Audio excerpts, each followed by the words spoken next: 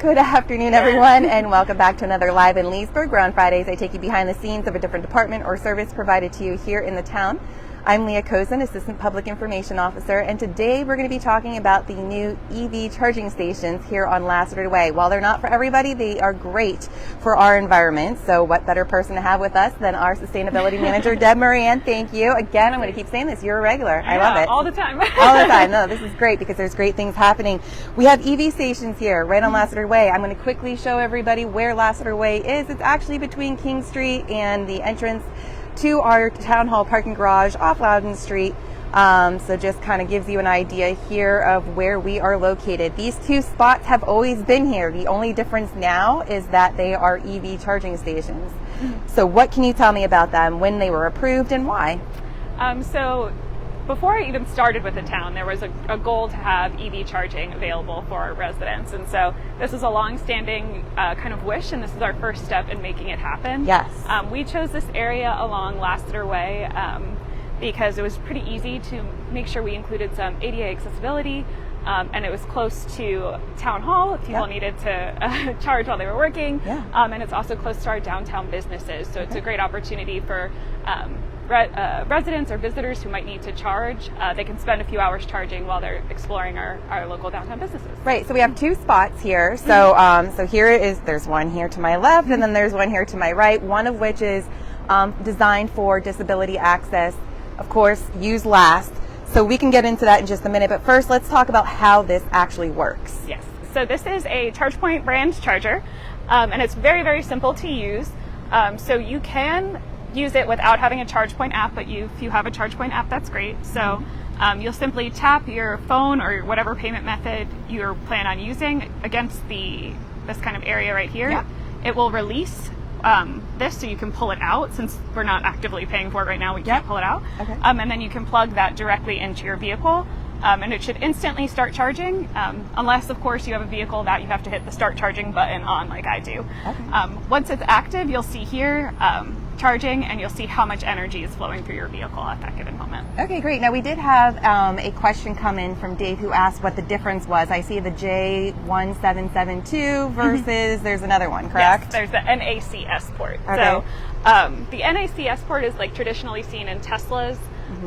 But the J1772 is kind of what we've seen in other electric vehicles. Okay. The standard is going to be NACS moving forward. So when we purchased this charging station, we purchased this one specifically because we have the ability to change the main ports when we start seeing more of a demand for the NACS as opposed to the J1772. If your vehicle has an NACS plug, you can still use it as long as you bring your own adapter. Okay, great. All right.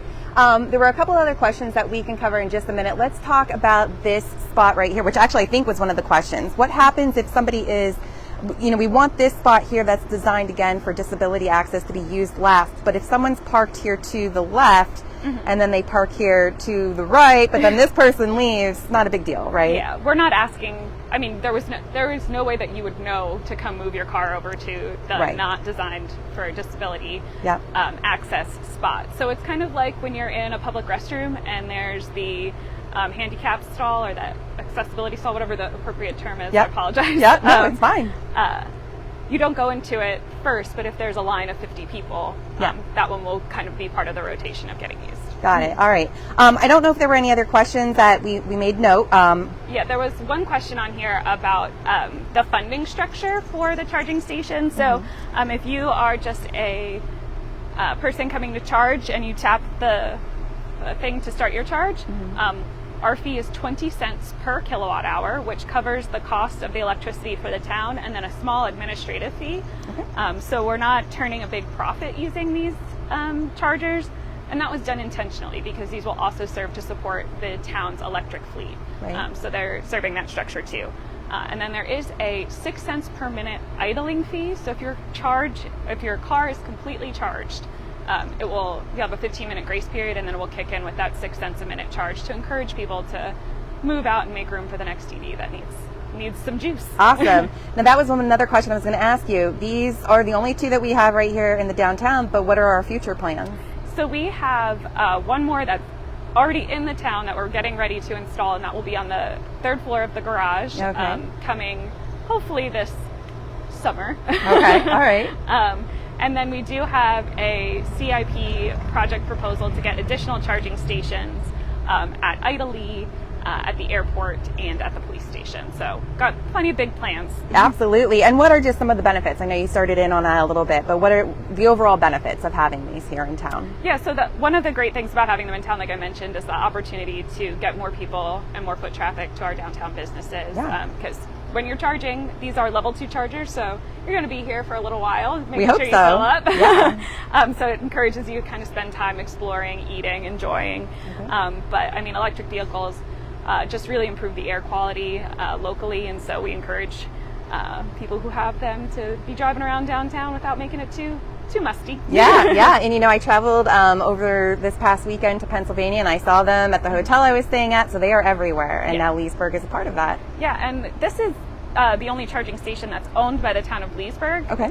But there are other ones, so if you visit our website, leesburgva.gov/sustainability, you can find a map that shows all of the EV charging stations that are available to the public in the town. Awesome. Anything else that you'd like to add? Yay. Yes, absolutely. Also, quick shout out, Adam Bell over there at our friend at Elise says hello. And he really wants to meet you. Again, you've become a regular on here, so now you have a fan. So Adam, thank you for watching, and thank you, Deb, for being here with me again today, and everyone else for watching and learning more about our new EV stations. If you have any questions that were not answered today, feel free to drop them in the comment section below. I will make sure to monitor them throughout the weekend. And then stay tuned for a future live on another new EV station location. So until and one more thing, a quick pitch.